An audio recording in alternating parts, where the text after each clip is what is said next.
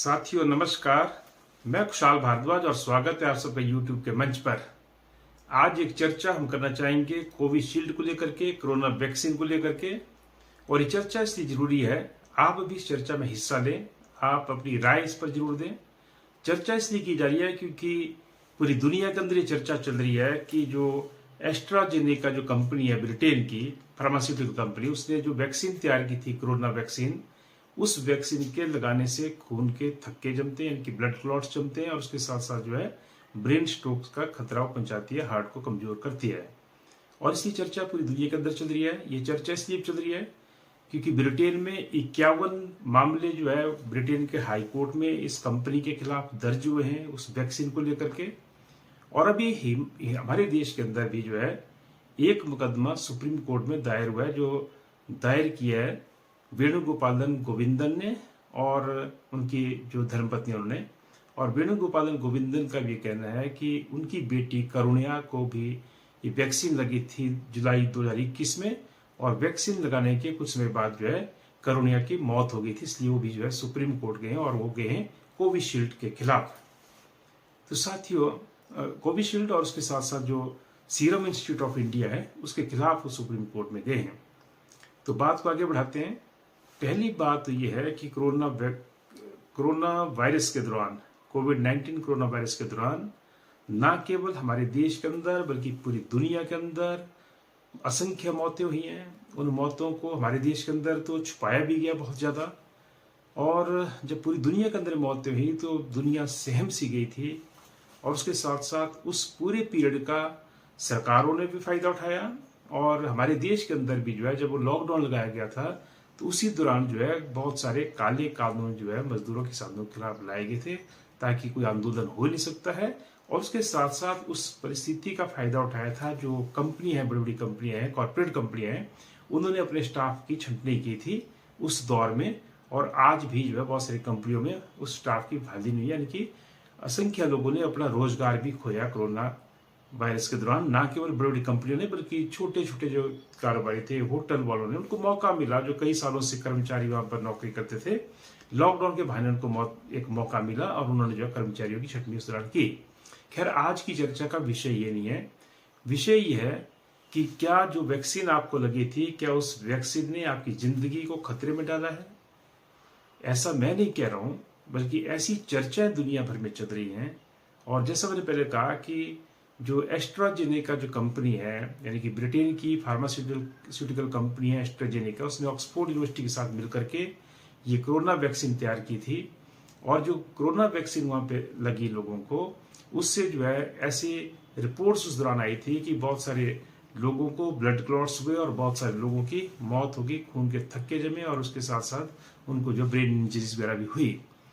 और उसी दौरान जो है यूरोप के 15 मुल्कों ने जो है उस दवा को वितरित नहीं किया था और उस पर जो है एक तरह से प्रतिबंध लगा दिया था।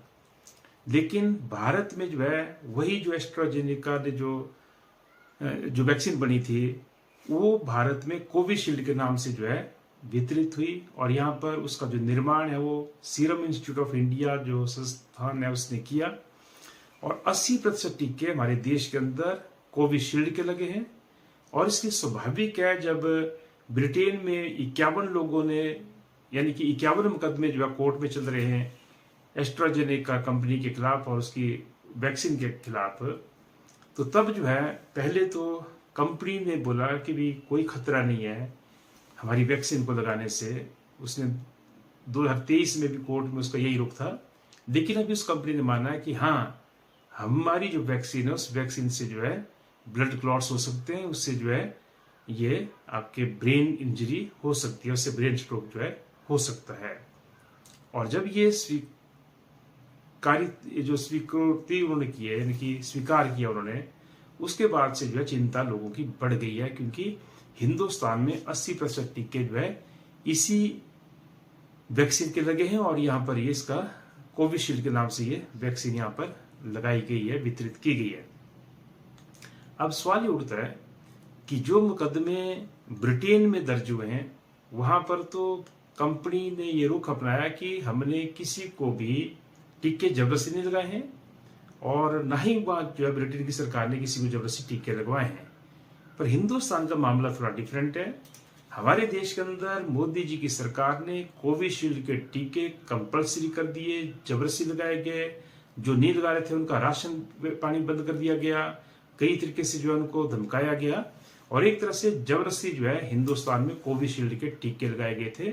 और ये जो अब लोगों की चिंता बढ़ी है, ये चिंता इसलिए भी बढ़ी है क्योंकि जब ये इलेक्ट्रल बॉन्ड का घोटाला उजागर हुआ तब ये भी पता चला है कि बहुत सारी फार्मा कंपनियों से जिनकी दवाइयां इस्तेमाल की गई थी, जिनकी वैक्सीन इस्तेमाल की गई थी कोरोना काल के दौरान, उनसे जो है भाजपा ने चंदा लिया है इलेक्ट्रल बॉन्ड के माध्यम से और भारी चंदा लिया है। और क्या सवाल ये उठता है, लोगों के जेहन में सवाल है कि क्या इसीलिए तो नहीं जबरदस्ती जो है वैक्सीन सबको लगवाई गई।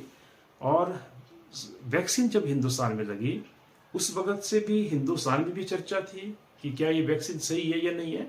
हालांकि मेरा मानना ये है, क्योंकि हम साइंटिफिक फैक्ट्स के ऊपर बात करते हैं और जिस तरीके का कोरोना वायरस फैला था पूरी दुनिया के अंदर, हमारे देश के अंदर, तो वैक्सीन तो जरूरी थी। हाँ, ये अलग बात है कि जो वैक्सीन यहाँ पर लगाएगी उसका प्रॉपर टेस्टिंग हुई है नहीं हुई है, एक सवाल है। अलग अलग एज ग्रुप के ऊपर उसकी टेस्टिंग हुई है नहीं हुई है, जो लोग को कोई बीमारी थी या जो बिल्कुल स्वस्थ थे, अलग अलग ग्रुप के ऊपर ये टेस्टिंग हुई है कि नहीं हुई है, ये जरूरी था। लेकिन यहाँ पर जो है आनन फानन में, या यूं कहिए कि जबरदस्ती जो है आदेश जारी करके ये वैक्सीन लगवाएगी।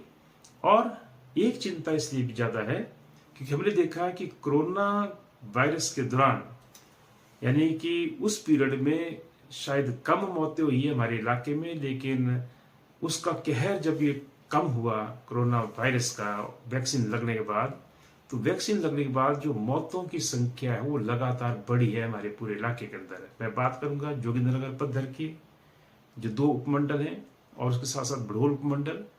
लेकिन उसके साथ साथ जहां तक मेरा नॉलेज है, वो चाहे बैजनाथ का इलाका है, चाहे धर्मपुर का इलाका है, सरका घाट का है, मंडी का है, हर इलाके में जो है मौत का ग्राफ बढ़ा है। और मेरे जोगिंद्रनगर के अंदर अनगिनत मौतें पिछले 3 साल में हुई हैं और इसमें बहुत सारी जो मौतें ब्रेन स्ट्रोक से और हार्ट अटैक से हुई हैं। इसलिए लोगों की चिंता बढ़ना स्वाभाविक है उस वैक्सीन को लेकर के। और ये भी मैं कह दूं कि बहुत सारे युवा लोग जो बिल्कुल यंग थे और जिनको कोई बीमारियां नहीं थी, जिनको कोई बीपी शुगर की शिकायत नहीं थी पहले से, कोई और गंभीर बीमारियां नहीं थी, उनकी भी जो है पिछले दिनों अचानक मौत हुई है हार्ट अटैक से या ब्रेन स्ट्रोक से। और इसलिए जो है ये चिंता लोगों की बढ़ गई है। और यही बात जब हमने और जगह भी पता किया, सरकार घाट में, धर्मपुर में, मंडी के इलाके में या साथ लगते बैजनाथ कांगड़ा में, तो वहां पर भी जो है अचानक मौतों का ग्राफ बढ़ा है पिछले 2-3 साल में।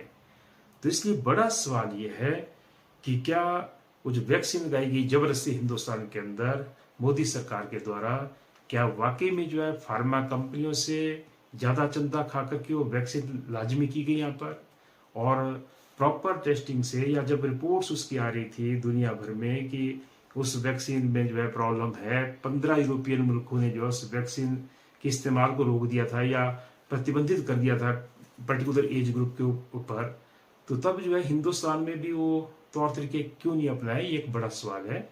और ये चर्चा इस पर होनी चाहिए, इस पे साइंटिफिक जो फैक्ट्स हैं, साइंटिफिक जो तथ्य हैं वो सामने आने चाहिए।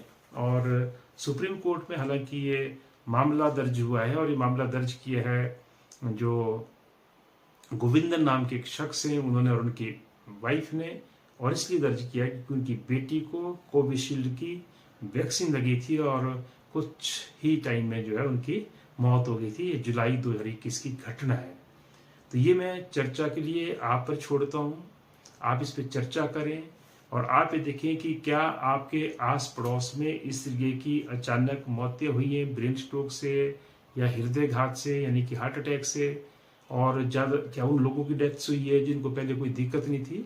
और ऐसे मैं भी बहुत सारे इलाके में जो है कई लोगों जानता हूँ जिनकी अचानक जो है असमय मृत्यु हुई है और हमारे से बिछड़े ऐसे लोग।